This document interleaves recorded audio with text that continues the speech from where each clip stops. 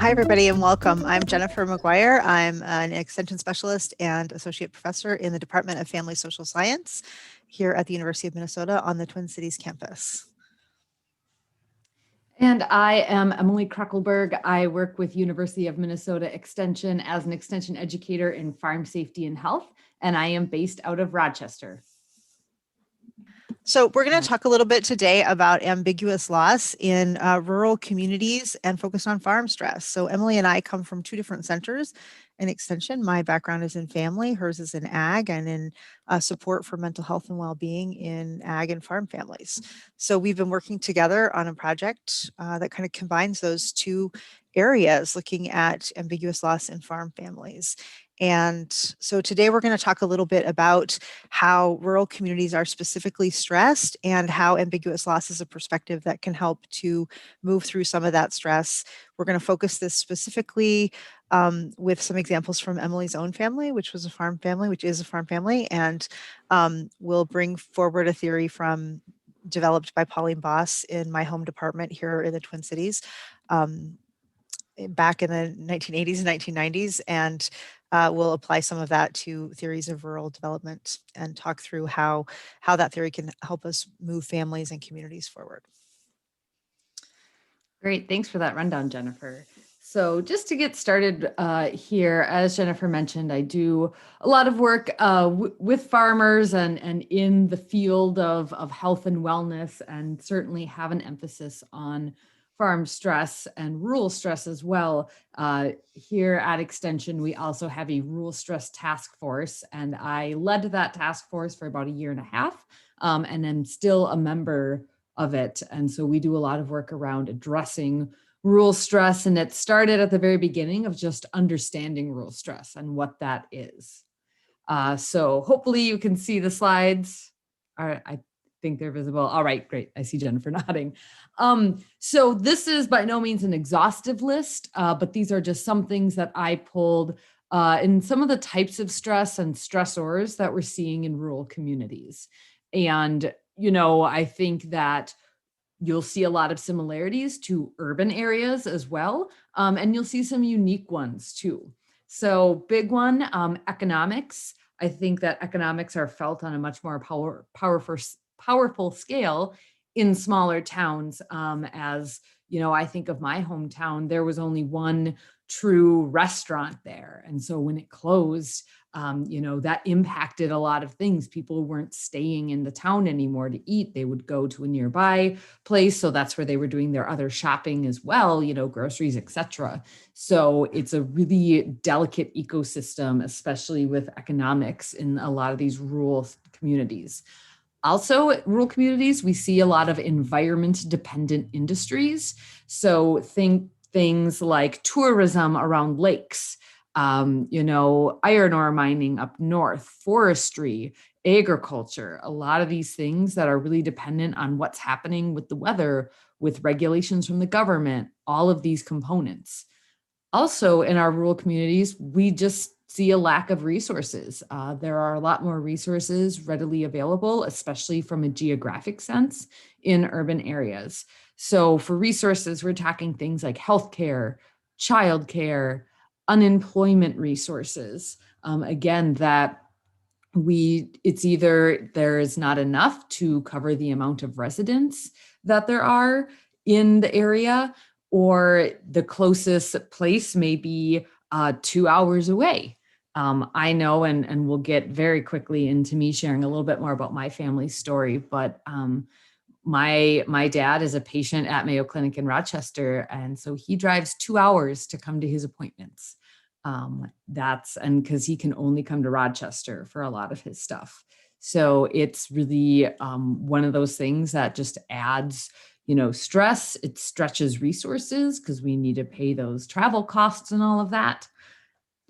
Also, the opioid crisis. We know that this is an issue across the country in urban and rural areas, but Extension has been doing a lot of great work around recovery capital with the opioid crisis in some really rural counties in the state. And so we do know that there it really impacts them heavily due to the lack of resources as well as some other factors. Also, we do see higher suicide rates. The suicide rate in greater Minnesota is greater than that of the 7-county metro. I forget the exact rates, but we are seeing a higher prevalence there of suicide, and especially in farming. That's an area near and dear to my heart, and we have seen an uptick in that as well. Also, job loss in rural areas. So again, one plant or factory closing, that could have been what employed half of a small community, half of a town. And then suddenly that employer is gone. And so those are things that, again, add more stress to these communities, potentially drive people out of the communities. And then also, speaking of that out migration, we're seeing that from youth and young people, and especially those in LGBTQ community, for myriad reasons, but a lot of it has to do with acceptance and I think the kind of culture that we see in some of our rural communities, again, among other reasons as well. But so thinking about kind of that loss of resources too, just from human capital leaving the communities as well. So there's a lot of things happening in our rural communities in Minnesota. That was what we were kind of hoping to capture with this slide, is that, a lot of people ask me, well, what is rural stress? Well, what does that really mean? What's really happening? And, in communities, it's some of these things, it's all of these things, it's one of these things in a big way. It looks different in every community, but there are also a lot of similarities that we see. And I think, a lot of it relates back to economics and resources in how these communities are able to be best served. So now we are going to be looking at ambiguous loss today through the lens of a farm family, kind of a typical Minnesota farm family, I would say. And that would be my farm family. So as my background maybe gave it away, I grew up on a dairy farm in South Central Minnesota. And so this is a little bit of my family story that I am going to share with you.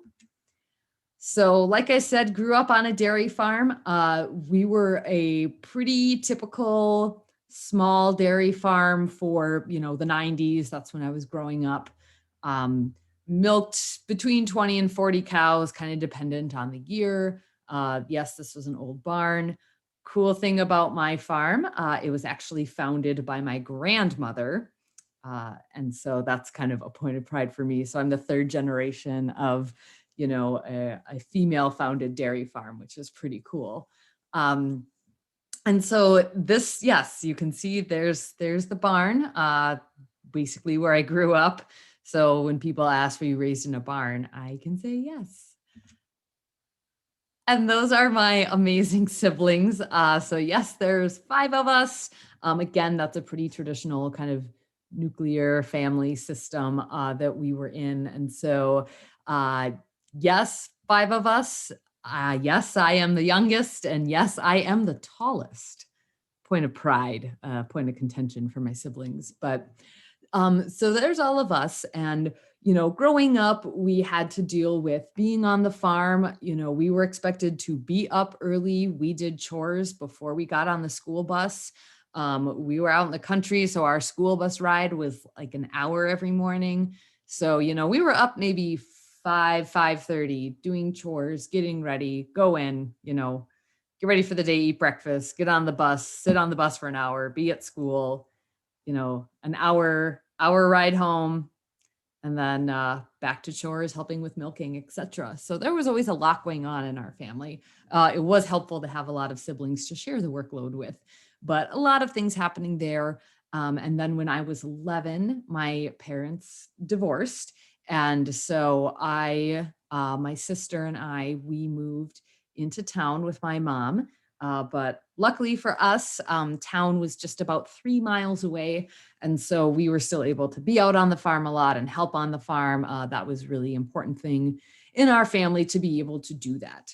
One thing, kind of the key piece, of course, in our farm story, is my dad. And I know what you were thinking. I mean, you were probably a little bit taken aback when you first saw this photo. And yes, I get my under eye bags from him. But you may have also noticed that my dad is an above the knee amputee on his right leg. So my dad lost his leg in a farming accident when he was 19. So December 29th, that just passed, that marked 48 years since his accident. So he has lived the majority of his life an amputee. All of us kids have only known him that way. And so that was kind of just a part of life growing up, not something I really noticed.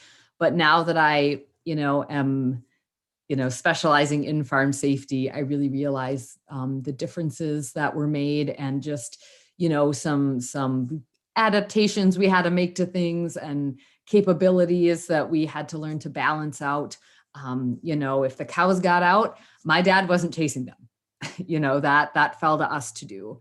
And just some of these, different things. Farming is very physical. And my dad did a lot. He does normally wear a prosthesis. And so he wasn't, just out there crutching around. But, that impacted how we were able to do our work and the way we approached work and the way we approached how we did things. Like I said, wasn't a huge deal growing up, but we knew how my dad lost his leg. And so there was always this pressure, I guess, to make sure that, we were being safe and we're doing everything that we could. But unfortunately, history repeated itself on October 11th, 2016, at 4:54 a.m. It was a Tuesday. I'd gotten a text from my mom saying that my brother, Jake, so the one in the middle of that picture of my siblings and I, was in an accident at work. So he works in town. We're from a small community of about 4,000 people. One of the major employers is a cheese plant. So he worked there and then farms with my dad part-time. And he had gotten what we heard, he got his hand caught in some equipment. So, it was a little jarring, but we thought, oh, it's his hand, it's fine. A few hours later, I got a phone call from my mom. And I just remember picking up my phone. I didn't even say hello. I just picked it up. There was silence. And then my mom just goes, he lost the arm. And it was a really kind of shocking moment, a really difficult moment. I tell people this, and to this day, I still don't know. It's been over 4 years. I don't know who milks the cows like the week of Jake's accident, because my entire family, both my parents, all my siblings, we were all with Jake.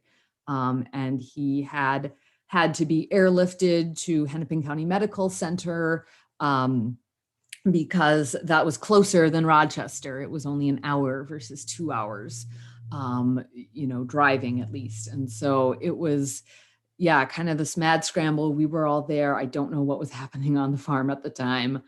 And again, I said, to this day, I still don't. I'm sure I could ask. Somebody must know, because I know the cows got milked by someone.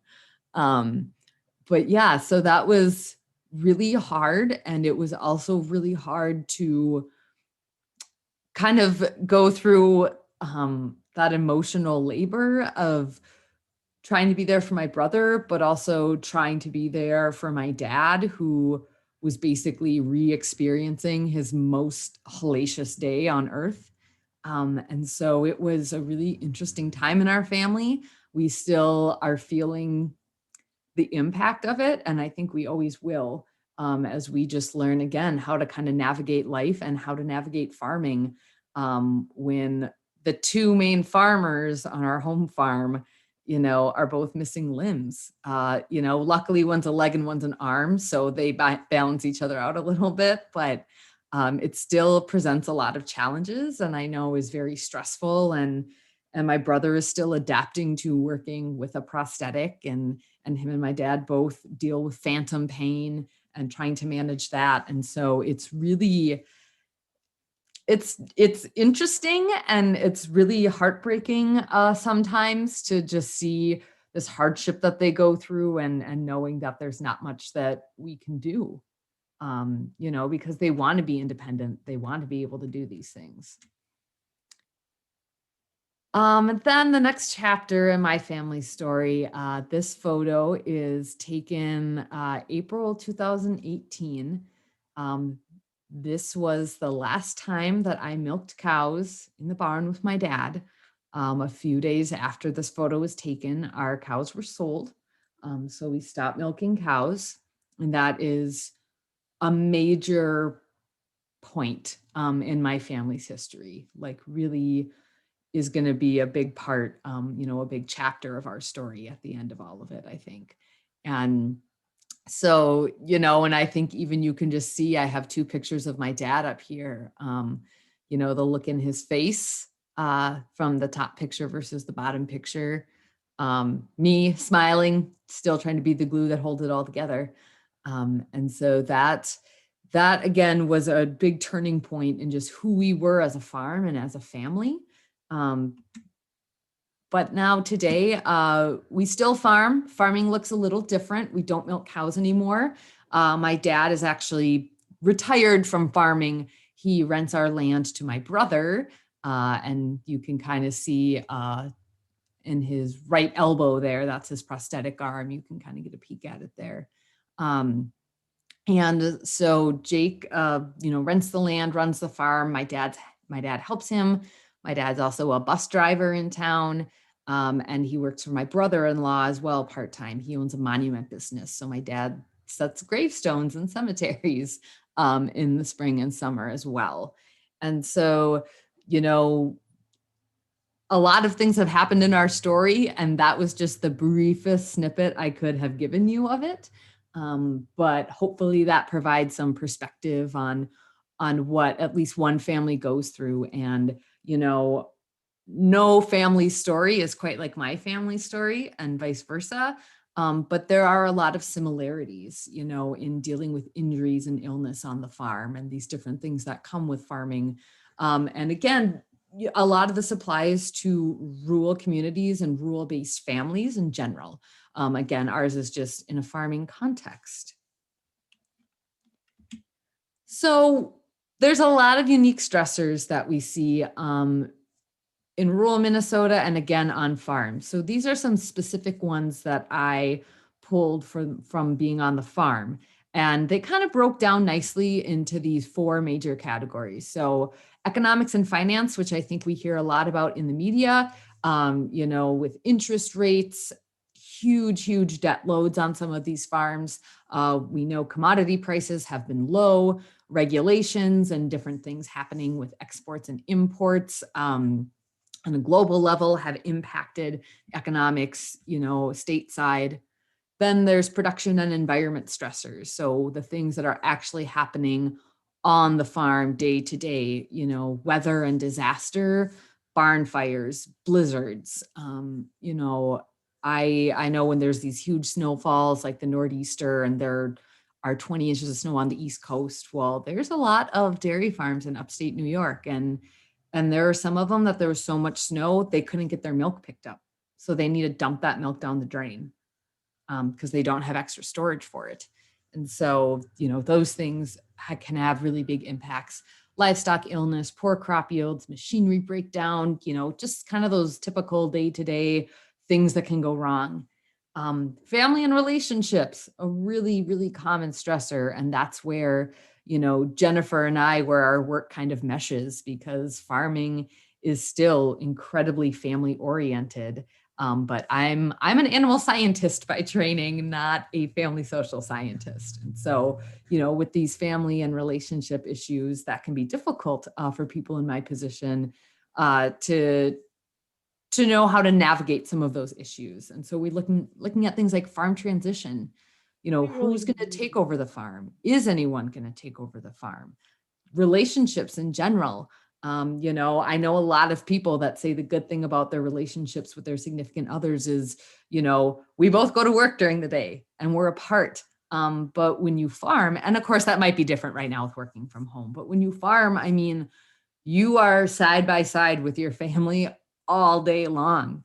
And so it's like you are really having to navigate business relationships and family relationships with the same people, which can be challenging. And communication is always an issue. To me, communication is the key to good relationships. But we sometimes see a breakdown in those as well. And that adds stress, usually this unseen, unspoken stress. And then lastly, health and wellness. So, long work hours. I know that a lot of farmers and people in agriculture, myself included, really wear that as kind of a badge of honor that, 18-hour days. Yes. But I'm honest enough with myself to know that that still takes its toll. And so it's something that we need to be aware of, and that people are stressed when they don't get enough sleep or eat well. Also, illness and injury. I mean, you saw that firsthand illustrated by my family story. And then barriers to help. So that, again, is access to care. How do we get healthcare and mental health care? And, I'm not going to drive an hour and a half to go to therapy or even to go see my doctor once a year. And so that, again, adds more stress. There are maybe health issues that aren't being taken care of, so you don't feel good. And then that, comes out in different ways of stress too. And it can be really overwhelming. And I actually made a little video to help illustrate this point. We were testing. So as we just learned, there are a lot of different stressors that specifically our farm families can experience. Economic and finance related stressors, production and environmental related stressors, family and relationships, and even health and wellness as well. And as we explore this through the lens of stress and ambiguous loss, we need to think about the overwhelming nature that all of these stressors coming together at once can have. So, for example, from my family story, there were always some economic concerns. Money was tight. Of course, too, we were an older farm and a lot of our equipment was older. So we had to deal with broken tractors quite a bit. Family and relationships. That can be challenging, I think, for any family. And when you have 5 siblings and my parents and other people involved, that was a lot of stress. And then health and wellness also has been a struggle for my family. So we could say that that represents my dad's injury 48 years ago. And then there's my brother's injury from 4 years ago. And then COVID. And all of us are feeling the stress of that, to the point where our family and other families like ours can be right at the tipping point where any more stress can really be the thing that is the overwhelming factor, that we can no longer just sit with our stress and deal with it day to day. We need to actually be confronting it and figuring out how we can address it and help to mitigate some of that. Because, for example, let's say one more time that commodity prices go back down. And now our stress has run over and it gets to be really overwhelming. So I'm going to move this stress conversation into the concept of family stress. And stress has to do with the individual, but then there's also stress that's at the family level, that's through a whole family. So there's a family stressor, which is a single thing that is a disturbance. So here's a picture of my little Subaru this morning in our 14 below weather, and I'm charging it with a plug-in charger. And this is a stress, right? It's a minor thing. I did manage to get it started just after this. This is the kind of thing that, well, we here in Minnesota, this is just a Tuesday or Thursday, Monday, whatever. And this is a stress, right? It's one of those things that happens. A family crisis is when the stressors build up and it comes to the point where a system is incapacitated. So there was a great article in December's MinPost, and I don't know how many of you see or read that, but it's a great paper that does in it's online, it does in-depth reporting that talked about competition from big box. This is the title of it. Big box grocery and rural communities are having to rethink how they do their rural grocery stores. And small grocers are adapting. Many small grocery stores in rural communities are family owned, have been family owned for generations, or they move around from family to family, but they're owned within a community. And when the stressors pile up, it can get to the point of a family crisis. Like, do we keep the grocery store? Do we not? And families come to a crisis point around that. So this article does a great job of looking at a family that had to make decisions about whether or not to keep their grocery store and how it impacts not just their family when it comes to crisis level, but all the families around them and the community, whether or not they have a grocery store. And for those of you in rural communities, I'm sure that you have experienced that risk when there's not fresh groceries around. So the next slide moves us into the concept of what is loss and what is ambiguous loss. So again, stress are the things that happen to you, and loss is a way to describe where you are after there's been a stressor. So a loss is when something is gone and there's closure. So the factory closes, it's closed, somebody has died from COVID, you have a death certificate, you know that they're gone and there's closure. It's not coming back, it's not happening again. Ambiguous loss is when you're not sure. Something is gone for a time. You might have a temporary layoff, there's a furlough, there's reduced hours.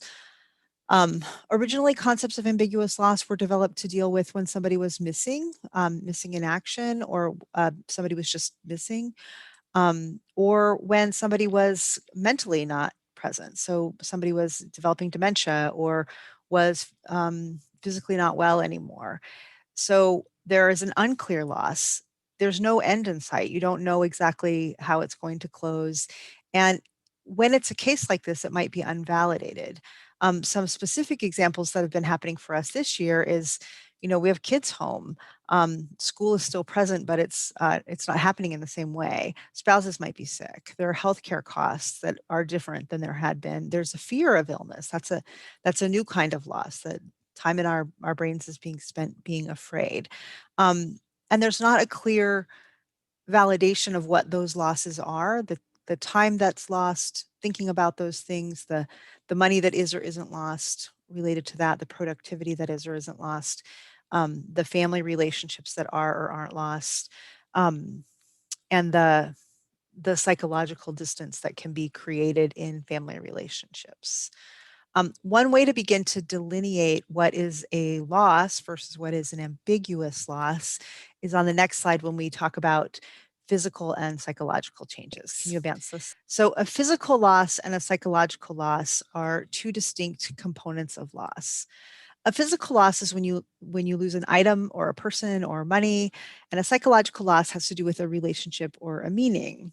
So a loss, a not ambiguous loss, is where you lose a person and a relationship. And so, you lose both the physical and the psychological aspect of it. So when somebody is dead, they're gone. They're no longer in your life. And even if you still have memories of them, their presence isn't physically or psychologically part of the family because they have passed on.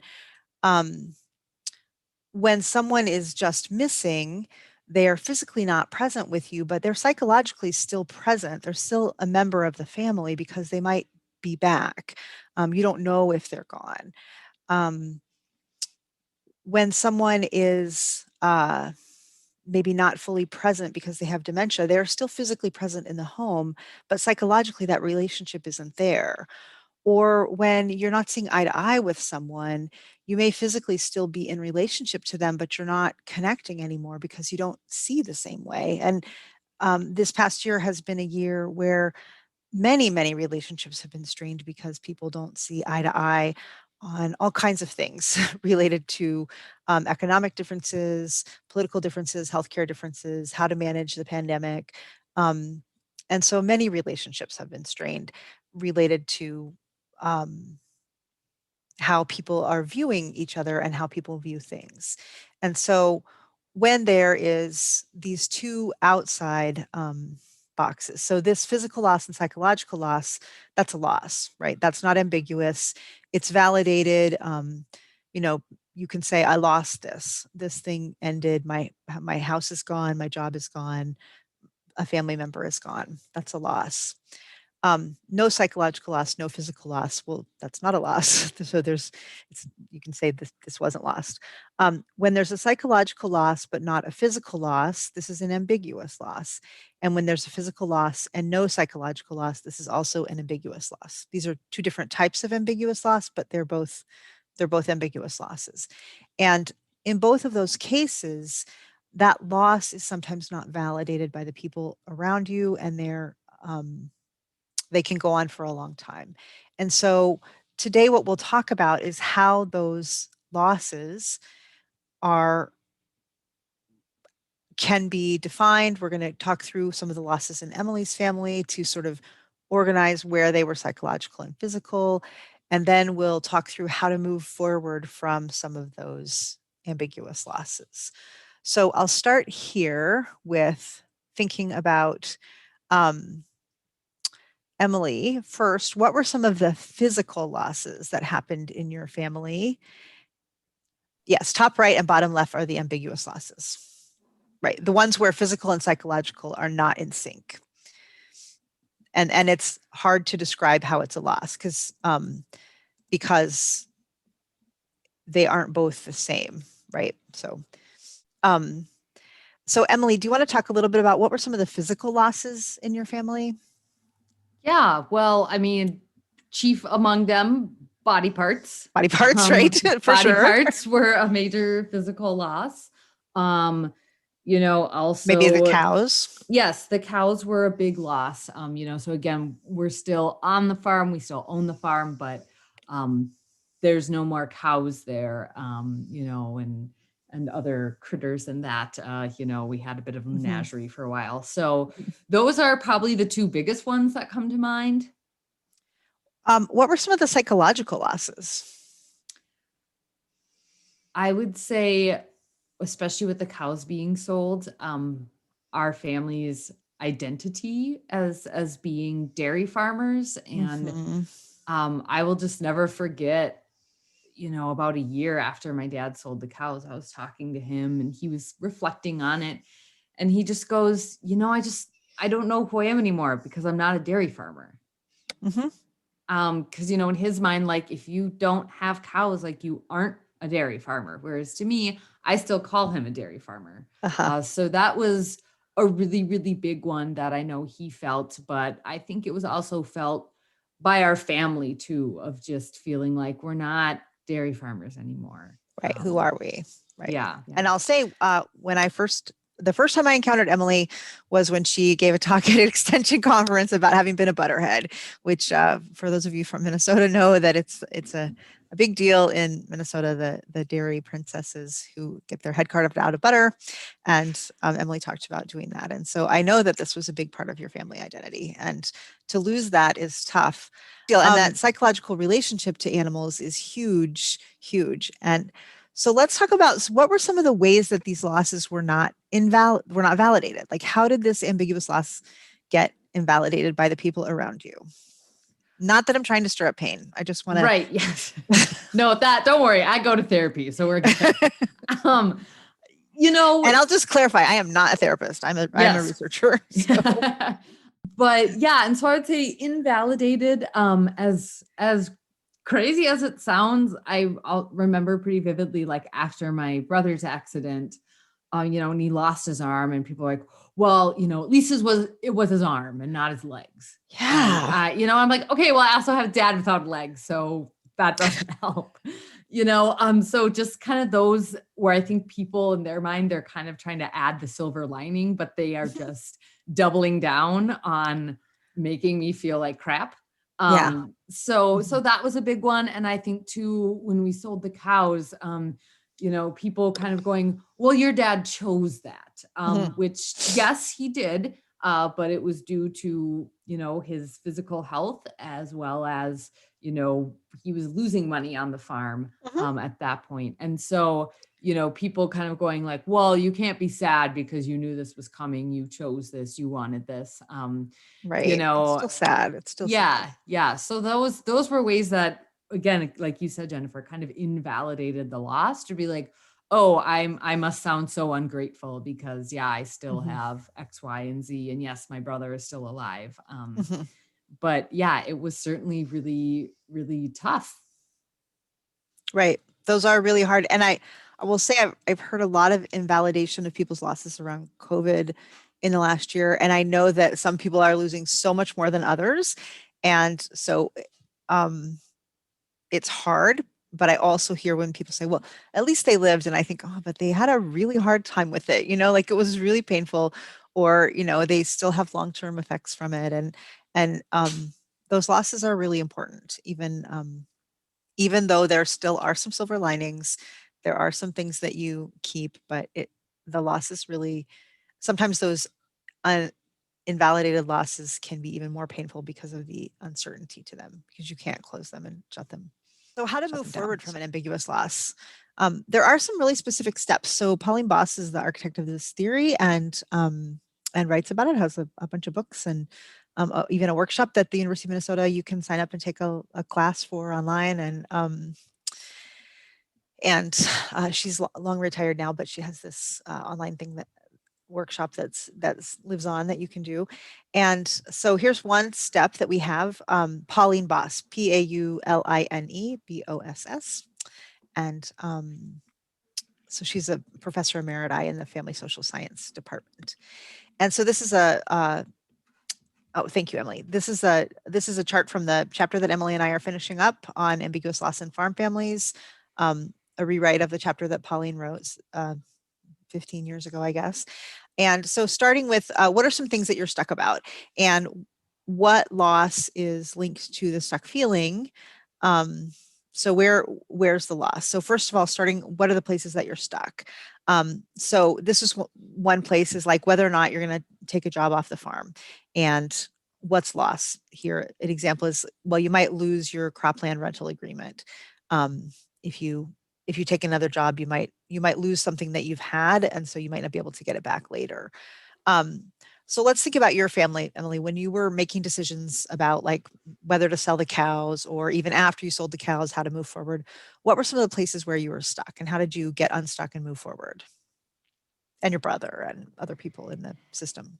Yeah, I think the big thing with the sale of the cows especially was just the way that we all played our roles in the farm. You'll hear this phrase from a lot of people, especially those who work in agriculture but are off the farm, being a weekend farmer. So I was a weekend farmer. Mhm. So kind of losing those pieces and just figuring out, also, like I said, my brother, the one who lost his arm, he, yes, works full time at the cheese plant, but also, does farm with my dad, farms the land, sells crops, raises some beef cattle out there as well. And so there is certainly, a lot of impact in that. And then two, it's what is my dad going to do? Mhm. I'd say he was really the one that was the most stuck. Like I said, the biggest influence was his physical health. Dairy farming, especially in the kind of barn we had, was very physically demanding, very hard on him. He needed to get a hip replacement. And so it was a matter of, kind of him going like, yes, like I'm stuck in that, like, I need to know what my next move is. And then kind of getting out of that was just realizing that, like, you are so much more than just a farmer. And that's something I say to a lot of people once they've exited the business, because they'll go, like, I'm not worth anything else. I can't do anything else. I'm just a farmer. And I won't get too deep into it, but farmers are, caretakers. They are engineers, they are mechanics, they are Mhm. accountants, they are economists. Right. They actually have a lot of very transferable skills. And Lots so of my skills. Yeah. dad, Yeah, so my dad was able to find some work. Then, like I said, driving bus, and then helping my brother-in-law with his business too, which was still, a lot of heavy physical labor, but he was able to take it a little more easy doing that. And so, yeah, those were kind of the keys in recognizing where we were stuck and moving on from them. One of it is just let's getting a good inventory of what are the places where you're stuck and kind of what the things are. And then there are a series of resilience strategies that can kind of move you forward. So first, let's talk about shifting gears. I'll give an example from the grocery store chapter, and then I'll ask you, Emily, what are some ways that your family shifted gears? In the grocery store article, they talk about just shifting the nature of local rural grocery stores, and that for a long time, rural grocery stores were sort of miniature versions of supermarkets.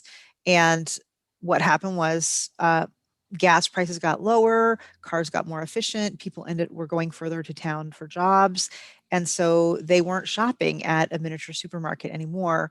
And they were grocery shopping in the bigger cities or in the bigger towns. And so smaller local grocery stores just shifted gears. They started having coffee shops in them.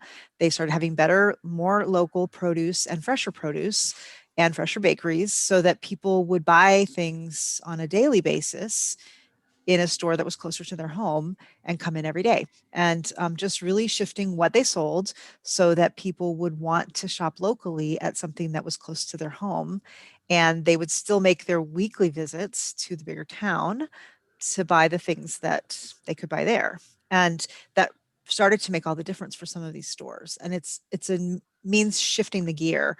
And right, there still are a lot of them closing. I will say this is still an issue.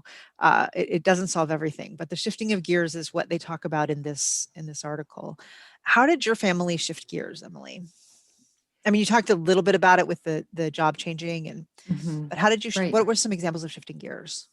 Yeah, I think part of shifting gears for us was being able to kind of refocus some of our energy and our resources. And something that I failed to mention is, I have another brother too, as you saw in that picture, and he also dairy farms. So he runs his own dairy farm about 45 minutes from where our home farm is. And so now it's kind of like, the weekend farmer itch and all those different things, they shift to that. And that is still our connection to dairying specifically. But then also, like I said, our farm is still a functioning farm. We're still growing crops every year, harvesting them, selling them, also using them as livestock feed. I mentioned my brother raises beef cattle, and he's actually been able to expand on that business because more facilities are opened up on the farmstead now.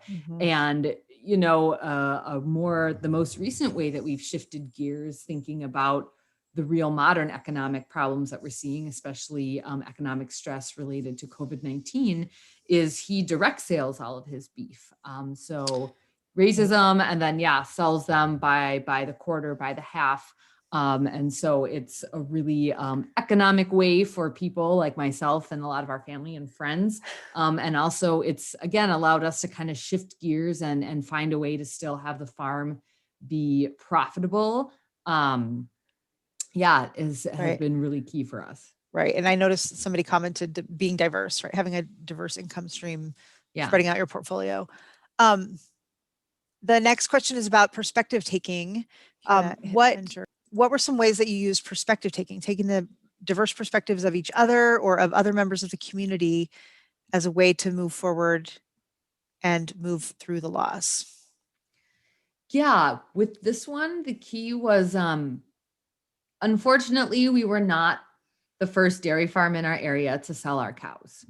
And so there was some value in that, though, in that we were able to, talk to those other farmers and farm families that had gone through this. And a lot of them actually were still farming too. And so I think that helped us, with the shifting gears piece too, is doing some of this perspective taking and seeing how other people who had experienced this had moved on from it and reacted to it and that. And so I think that there was a lot of value in being able to do that. And then also, from the standpoint of me and my siblings, I think we were really like, no, Dad, just keep milking, we'll figure it out. But then being able for us to put ourselves in his perspective, and just now knowing that it's like he gets so much more sleep, and he's not breaking down his body every day. So there are some good things in being able to see it from other people's point of view. Yeah. Okay. The next one is meaning making. I'm going to do two now together, meaning making and considering the power dynamics. So we'll ask those as two questions. Meaning making is where you kind of create a narrative. And I can see that you did that in your first section, and things take on a symbolic meaning. And then thinking through the power dynamics of how things have done. You want to talk a little bit about those two? I'm just being mindful of the time. So we have a little question and answer time at the end. Yeah. Jennifer and I get very carried away. We really care about this topic, if you can tell. Yeah. Meaning making. I think that, I can only speak for me, but for me, the meaning making has really been this. I am so I'm going to get really cheesy here for a second, but I am so blessed that I get to do what I do every day for my job. And a huge part of that is being able to share my family's story.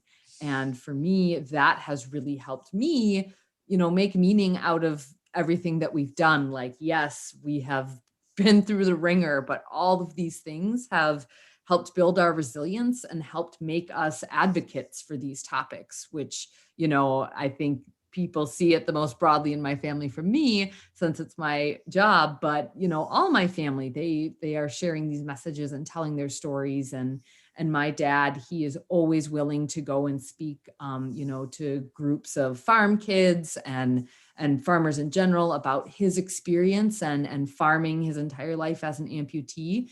And so that has really helped us make a lot of meaning out of this, is by, treating it as a story, as a narrative, as you said, Jennifer. And my entire family, were very passionate about education. And I believe really firmly that storytelling is the most powerful form of education. And so that's for us really been helpful in kind of our healing from the loss and moving on from it. And then power dynamics, the big thing that sticks out to me is my brother, renting the home farm now from my dad and running it. And so kind of the shift in that, my brother kind of was working for my dad, and now my dad's more working for my brother, and my brother makes the decisions and does all of that and makes the calls and gets to tell my dad what to do. And so that I know that there is sometimes tension there. But I also know that it's, certainly something that we have all taken in stride and are still figuring out. It's only been 3 years. But yeah. Great. Let's open the next two up. Recognizing what's not lost and why, which is thinking about the strengths that you had as a family. And the last one is how you share information inside and outside the family about what's happened.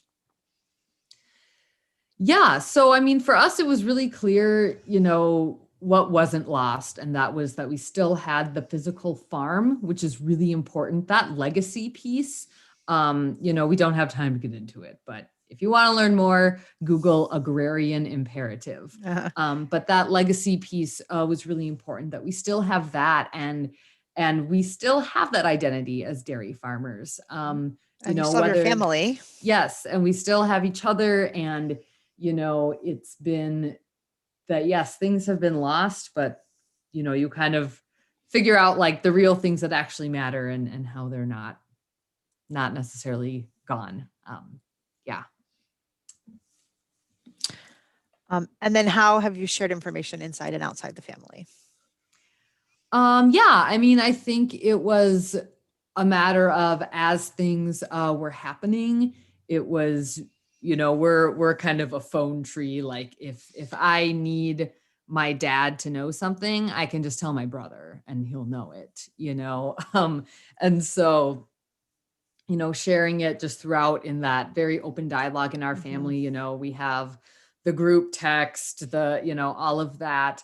And then just sharing it with other people, I think for us, a really big key was being respectful of everybody sharing it in the way they saw fit. I'm a social media person and I like to take pictures. And so I was able to post some things on that and share my thoughts on, our family selling the cows. And that was what worked for me. And that was a really good way to share that information for, especially my family members that are maybe a little more on the quiet side. So yeah, that was kind of the key there, is just knowing maybe who the main sharers of information are going to be as far as, outward goes, and, making that work and me letting them know, hey, I shared this, or, hey, I'm saying this, and making sure we're all on the same page with it. Right. And that can really help to level those power dynamics, to share a lot of information. Obviously, children, you can't share everything with children when they're young, and there may be people, you can't share things with, but the more information you can share, the easier it makes to move things forward for a family. We do have a rural stress webpage on our website. So if you go to extension.umn.edu, and then if you just search rural stress, you should be able to find that page where there's a lot of resources and information as well. And then when this chapter is done, we'll have some more information up there as well. And be sure to reach out to us. I know Jennifer and I are both more than happy to hear from any of you. If you have more in-depth questions or anything that we can do, we'd love to hear from you. Right. Or other ideas for follow-ups on this topic that the two of us could do together. So we'd love to hear from you. Thank you.